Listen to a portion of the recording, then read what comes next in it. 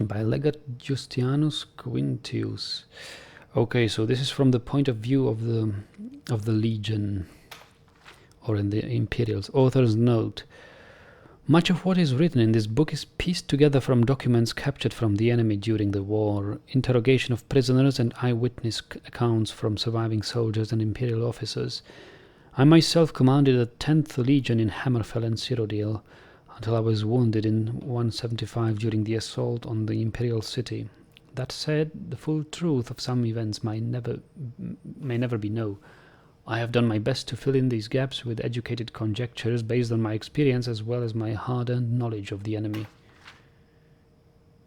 The rise of the Thalmor. Yes, who are these Thalmor? They are mostly Aldmer as me, but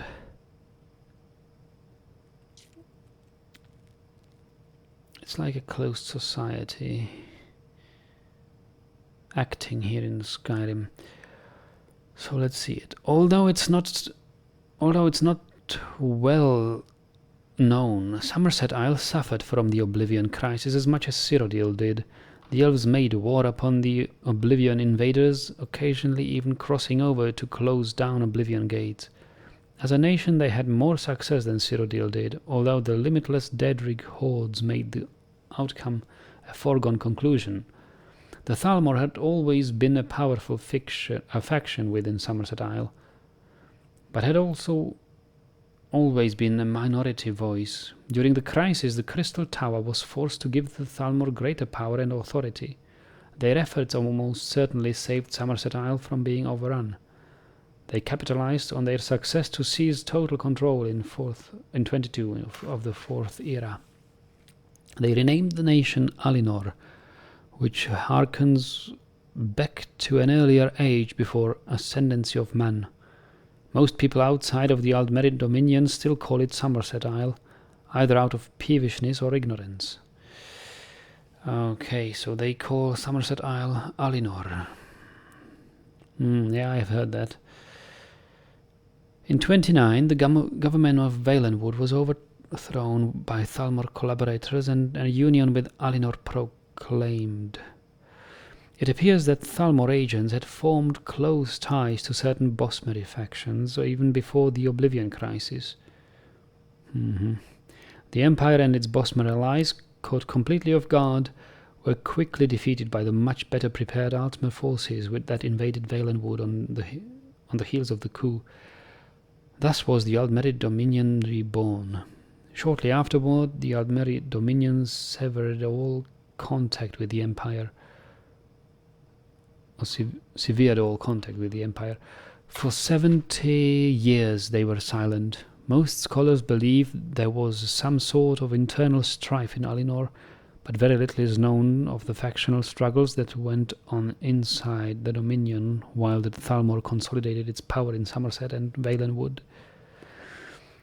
In 98, the two moons, Master and Secunda, vanished.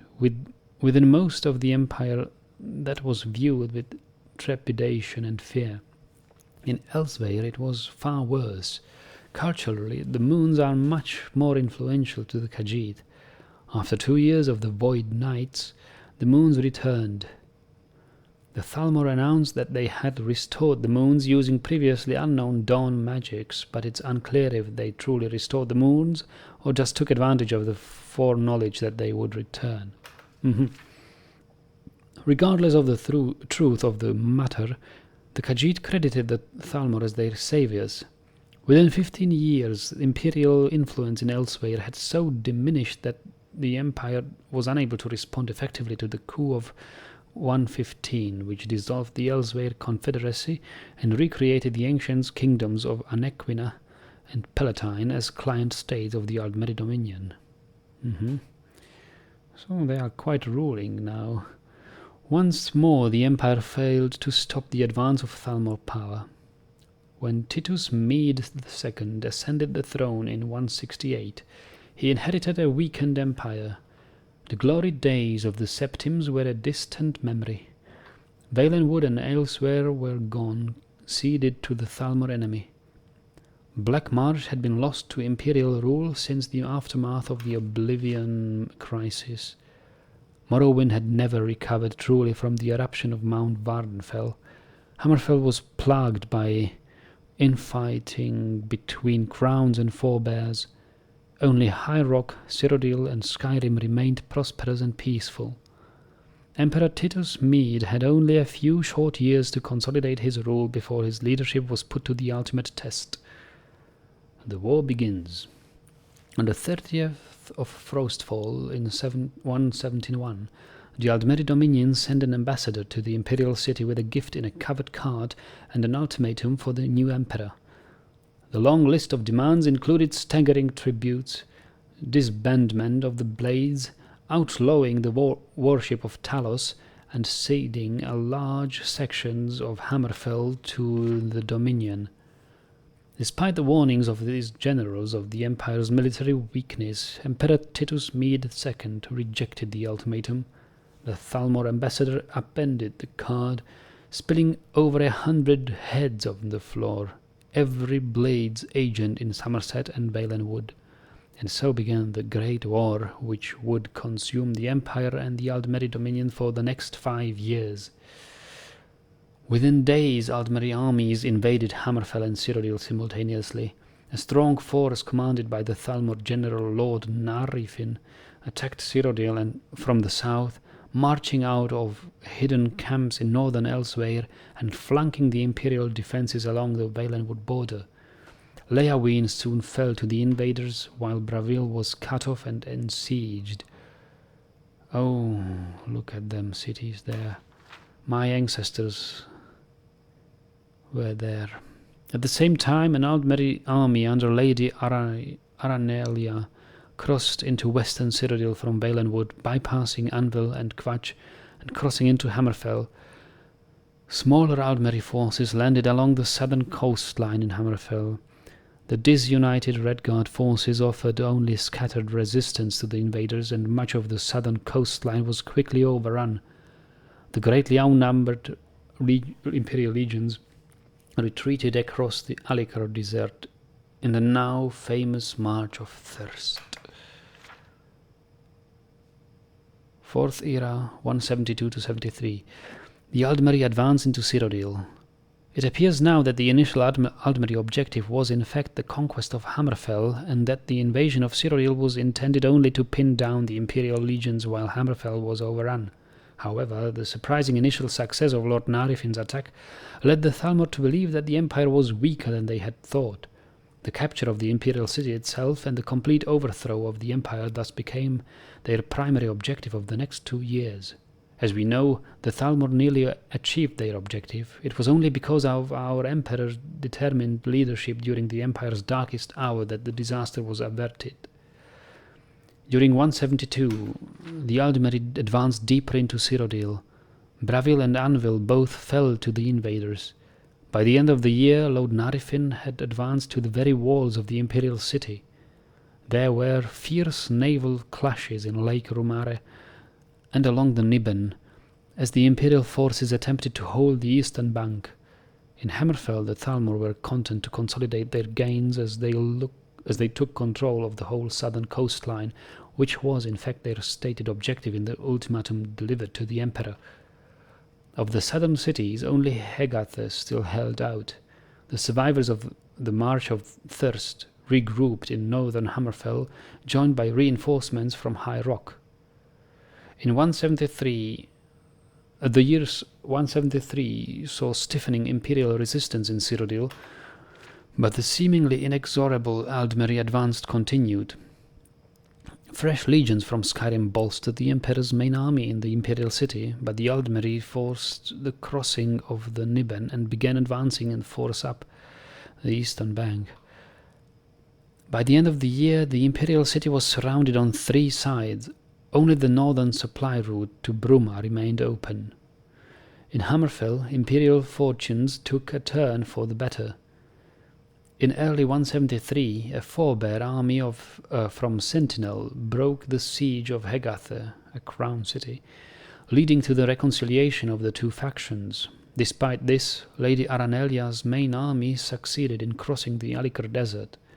The Imperial legions under General Decianus met them outside outside Skaven in a bloody and indecisive clash. Decianus withdrew and Aranelia in possession of Skaven, but the... What? Sorry. Oh, Decianus withdrew and left Aranelia in possession of Skaven, but the Aldmeri were too weakened to continue their advance. 174. The sack of the Imperial City. In 174, the Thalmor leadership committed all available forces to the campaign in Cyrodiil, gambling on an decisive victory to end the war once and for all. During the spring, Aldmeri reinforcements gathered in southern Cyrodiil, and on 12th of Second Seed they launched a massive assault on the Imperial City itself. One army drove north to completely surround the city, while Lord Narifin's main force attacked the walls from the south, east and west. The Emperor's decisions to fight his way out of the city rather than make a last stand was a bold one. No general dared advise him to abandon the capital, but Titus II was proven right in the end. While the 8th Legion fought a desperate and doomed rearguard action on the walls of the city, Titus II broke out of the city to the north with his main army, smashing through the surrounding the Aldmeri forces and linking up with the reinforcements marching south from Skyrim under General Jonah. Meanwhile, however, the capital fell to the invaders and the infamous sack of the Imperial City began. The Imperial Palace was burned, the white gold tower itself looted, and all manner of atrocities carried out by the vengeful elves on the innocent populace. In Hammerfell, General Decianus was preparing to drive the Aldmeri back from Skaven when he was ordered to march for Cyrodiil. Unwilling to abandon Hammerfell completely, he allowed a great number of invalids to be discharged from the legions before they marched east. These veterans formed the core of the army that eventually drove Lady Aranelia's forces back across the Alikor in late 74, taking heavy losses on their retreat from harassing attacks by the Alikor warriors. 175. The Battle of the Red Ring. During the winter of 74-75, the Thalmor seemed to have believed that the war in Cyrodiil was all but over. They made several attempts to negotiate with Titus II. The Emperor encouraged them in their belief that he was preparing to surrender. Meanwhile, he gathered his forces to retake the Imperial City. In what is now known as the Battle of the Red Ring, a battle that will serve as a model for imperial strategists for generations to come, Titus II divided his forces into three. One army with the legions from Hammerfell under General Decianus was hidden in the Colovian highlands near Coral. The Aldmeri were unaware that he was no longer in Hammerfell, possibly because the imperial veterans Decianus had left behind led Lady Aranelias to believe that she still faced an imperial army. The second army, largely of Nord legions under General Jonah, took up position near Chedenhall. The main army was commanded by the Emperor himself and would undertake the main assault of the imperial city from the north. On the 30th of Rain's Hand, the bloody Battle of the Red Ring began as the General Decianus swept down on the city from the west, while General Jonah's legionnaires drove south along the Red Ring Road. In a 2-day assault, Jonah's army crossed the Niben and advanced west, attempting to link up with Decianus's legions and thus surround the imperial city. Lord Narifin was taken by surprise by Decianus's assault, but Jonah's troops faced bitter resistance as the Aldmeri counterattacked from Bravil and Skingrad. The heroic Nord legionnaires held firm, however, beating off the piecemeal Aldmeri attacks.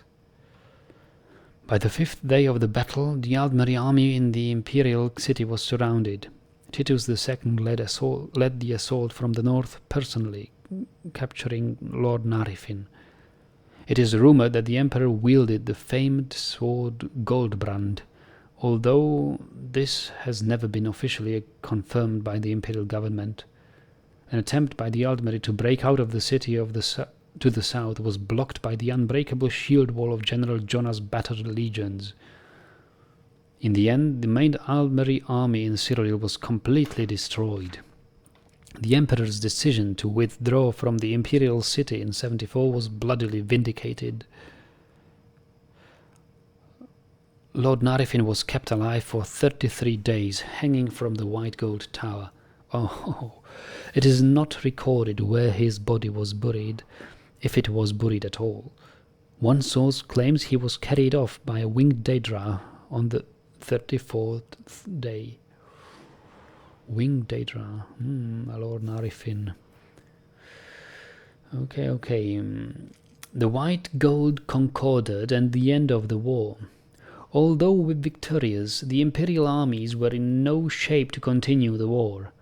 The entire remaining imperial force was gathered in Cyrodiil, exhausted and decimated by the Battle of the Red Ring. Not a single legion had more than half its soldiers fit for duty.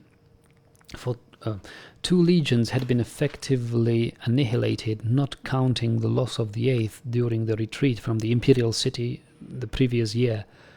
Titus II knew that there would be no better time to negotiate peace, and late in 175 the Empire and the Aldmeri Dominion signed the White Gold Concordat, ending the Great War. The terms were harsh, but Titus II believed that it was necessary to secure peace and give the Empire a chance to regain its strength. The 2 most controversial terms of the Concordat were the banning of the worship of Talos and the cession of a large section of southern Hammerfell, most of what was already occupied by Aldmeri forces. Critics have pointed out that the Concordat is almost identical to the ultimatum the Emperor rejected 5 years earlier. However, there is a great difference between agreeing to such terms under the mere threat of war and agreeing to them at the end of a long and destructive war. No part of the Empire would have accepted these terms in 171, dictated by the Thalmor at Sword's Point. Titus II would have faced a civil war. By 175, most of the Empire welcomed peace at almost any price. Yeah, I see that. Epilogue. Hammerfell fights on alone. Hammerfell, however, refused to accept the White Gold Concordat, being unwilling to concede defeat and the loss of so much of their territory. Titus II was forced to officially renounce Hammerfell as an imperial province in order to preserve the hard-won peace treaty.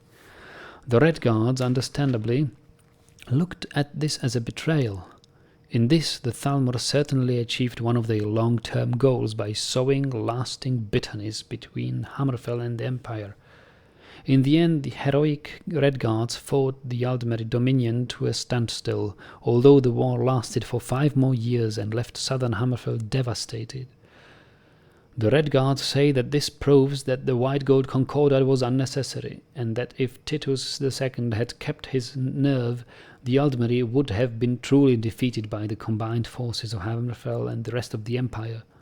The truth of that assertion can, of course, never be known, but the Red Guards should not forget the great sacrifice of imperial blood, Breton, Nord and Cyrodiilic, at the Battle of the Red Ring that weakened the Dominion enough to allow the eventual Second Treaty of Stros-M'Kai in 180 and the withdrawal of Aldmeri forces from Hammerfell.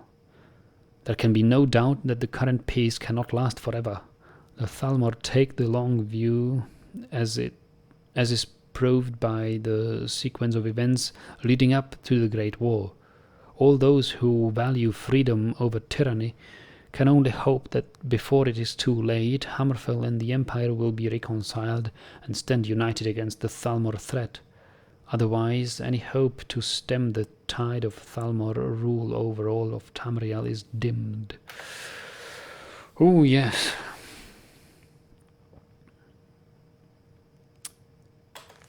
Great history. Great history. I like it when I know the historical backgrounds